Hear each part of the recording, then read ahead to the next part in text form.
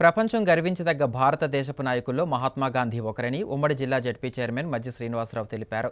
గురువారం విజయనగరం జిల్లా పరిషత్ కార్యాలయంలో మహాత్మా గాంధీ జయంతి సందర్భంగా గాంధీ చిత్రపటానికి పూలమాల వేసి ఘన నివాళులర్పించారు.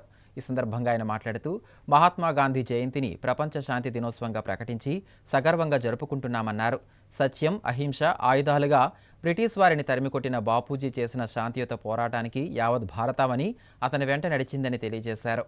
గాంధీజీ న్యాయ విద్యను చదివి దేశ ప్రజలకు అమూల్యమైన సేవలు అందించడంతో పాటు భారతదేశానికి స్వాతంత్రాన్ని తీసుకొచ్చారని కొనియాడారు. ఈ కార్యక్రమంలో జడ్పీటీసీ వరి నరసింహమూర్తి, ఎంపీపీ ప్రతినిధి జహింద్ కుమార్, జడ్పీ కార్యాలయ సిబ్బంది పాల్గొన్నారు.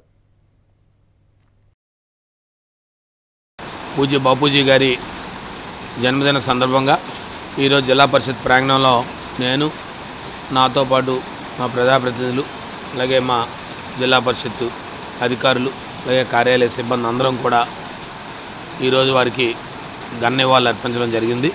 మరి మహాత్మా గాంధీ గారి జన్మదినం అంటే ఈ ప్రపంచంలోనే భారతదేశంలో పుట్టిన, ఈ గడ్డ మీద పుట్టిన ప్రతి బిడ్డ, వారిని ఈ సమాజం ఉన్నంతకాలం, మానవ సమాజం ఉన్నంతకాలం వారు గుర్తుకొస్తూ ఉంటారు. మరి వారి జన్మదినం అంటే ఒక స్ఫూర్తి.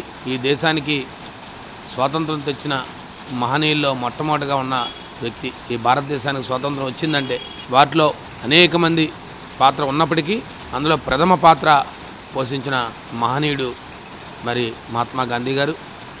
మరి వారు చెప్పిన ఆశయాలు, ఆలోచనలు, అహింసతో ఏ కార్యక్రమమైనా మనం సాధించగలం అనడానికి నిదర్శనమే. అహింసతోనే ఈ దేశానికి స్వాతంత్రం బ్రిటిష్ పాలకుల నుంచి మనకు సాధించి పెట్టారు. కాబట్టి ఆయనది అహింసా మార్గం. అహింసా మార్గంలోనే వారు ముందుకెళ్ళారు. ఎన్ని ఉద్యమాలు చేసినా అన్నీ కూడా అహింసా మార్గంలోనే వారు ఉద్యమాలతోనే ఈ స్వాతంత్రాన్ని సాధించిన మహనీయుడైన.